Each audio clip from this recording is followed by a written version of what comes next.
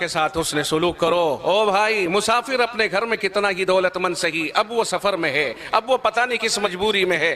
مسافر تمہارے گاؤں میں آ گیا، کہتا مجھے رات ٹھہرنی ہے۔ آج کل تو اماموں کو بھی کمیٹی اتنا ڈرا دیتی ہے خدا کی قسم کہ نانا میں یہاں نہیں ٹھہراؤں گا۔ کہتا میرے ڈاکومنٹس دیکھ لو، میرے پاس آدھار بھی ہے، آئی ڈی سب ہے، پروف ہیں، دیکھ لو۔ کہا نہیں، آپ کہیں بھی رہیے، مسجد ہے، وہ رہنا چاہتا ہے وہاں۔ کہا نہیں، صبح کو امام صاحب کے سے محاسبہ ہو جائے گا، کمیٹی آ کے کہے گی نہیں۔ بورڈ لگا دیے، یہاں مسافروں کا ٹھہرنا ممنوع ہے۔ جو رب کہتا ہے مسافروں کے ساتھ بھلا سلوک کرو، ہمارے یہاں تو مسجدوں کے اندر کی بدسلوکیاں ہونے لگ گئی، اوروں سے تو کیا لیں گے۔ اور چو کفر از کعبہ برخیزد کجا ماند مسلمانی، جب کعبۃ اللہ میں ہی کفر ہونے لگے پھر اسلام کہاں تلاش کرو گے؟ جب مسجدوں میں جہاں شانتی کی، امن و امان کی جگہ ہیں، وہیں مسافر کو قیام کی اجازت نہ ملے اور مسلمانوں کے یہاں قیام کی اجازت نہ ملے تو پھر ایمانداری کہاں اور امن کہاں ہے؟ ہم لوگ اس کو خوب جانتے ہیں۔ اور جو لوگ مسافر بحالت سفر خاص طور سے مدرسوں کے چندہ کرنے والے ہوتے ہیں، ان کے سامنے یہ بڑی مشکلات آتی ہیں۔ اور میں ان اماموں سے بھی کہوں گا کہ جو لوگ امامت کرنے والے ہیں، وہ امام کہیں باہر سے یا آسمانوں سے ٹپک کر نہیں آئے یا رحم مادر سے وہ امام بن کر کے نہیں آئے، وہ مدرسوں کے پڑے ہوئے ہیں۔ اگر وہ ان کا خیال نہیں کریں گے اور کمیٹی کو صحیح بات نہیں سمجھائیں گے، کون سمجھائے گا؟ ائمہ کرام، تم ترجمان ہو مدرسوں کے، تم نے مدرسوں میں کھایا ہے، تم مدرسوں میں رہ کے پلے ہو، تم نے مدرسوں سے فائدہ اٹھایا ہے۔ اگر تم مدرسوں کے ترجمان نہیں ہوگے تو کون ترجمان ہوگا؟ مدرسے والے جا کے کہہ دے مجبور ہو کر کے، صاحب میرا ذرا تائید کر دینا، بڑے مدرسے سے آیا ہوں۔ نا امام اجازت نہیں، کمیٹی کی طرف سے اجازت نہیں۔ او میرے بھائی کیا کر رہے ہو؟ اگر امام کہتا اجازت نہیں تو اس کا مطلب یہ ہوا کہ تو یہ ثابت کر کہاں سے پڑھ کے آیا ہے، تیرے پاس علم کہاں سے آیا ہے، مصلی تیرے پاس کہاں سے آیا ہے، تو امام کیسے بن گیا؟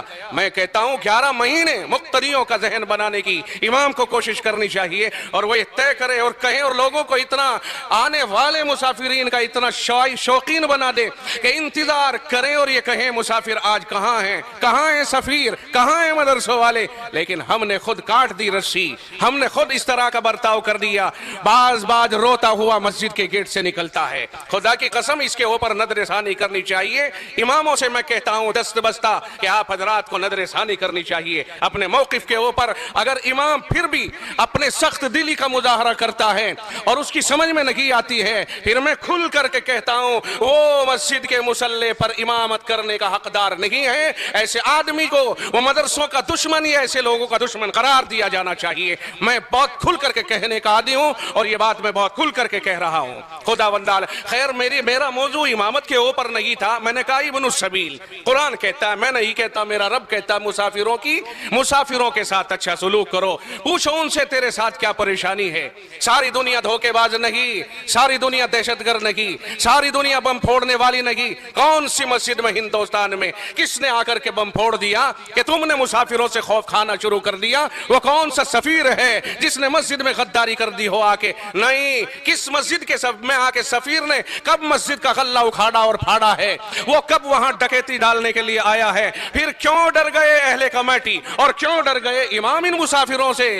ہم کہتے ہیں ان کی مدد کرو، انہیں روکو، انہیں ٹھکانہ دو، انہیں روک، انتظام کرو، انتظام ان کے لیے مناسب انتظام ہونا چاہیے۔ ہر مسجد میں مستقل ایک مختص کمرہ ہونا چاہیے کہ آنے والے سفرا کے لیے ٹھہرنے کا ہے۔ قوم اگر آپ نہیں ٹھہراؤ گے قوم مسلم تو انہیں کون ٹھہرائے گا؟ یہ اپنے گھروں سے بیگانے ہوتے ہیں اور قوم کے بچوں ہی کے لیے ہوتے ہیں۔ دین اسلام کے فروغ دینے کے لیے اپنے کندھے پہ یہ پار لے کے چلتے ہیں اور اپنے آپ کو اس کے لیے یہ گویا وقف کر دیتے ہیں۔ آپ اپنے گھروں میں رہتے ہو، یہ درد بدر ہو کر در کی ٹھوکریں کھاتے ہیں، کس لیے؟ تھوڑا سا چندہ ہو جائے اور جا کر کے مدرسے میں جمع کر دیں، بچے پڑھیں گے، خرچہ اٹھے گا، مدرسے چلیں گے، تعمیر ہوگی۔ اگر آپ انہیں مشکوک سمجھو گے پھر بتاؤ مجھے ان کی امداد کون کرے گا اور ان مدرسے والوں کو پناہ کون دے گا؟ اور سن لو، اگر رب ذوالجلال کو اس ادا کے اوپر ناراضگی ہو گئی پھر بتاؤ ہمارا تعاون کون کرے اور ہمارا پیچھا کون چھڑائے گا؟ اگر رب نے ایک بار بھی اپنا فیصلہ کر دیا، یاد رکھیے نہ کوئی کمیٹی، نہ کوئی امام، نہ کوئی معاون، نہ کوئی مخالف، پھر مسئلہ کچھ اور ہی ہو جائے گا۔ اللہ حفاظت فرمائے۔ خیر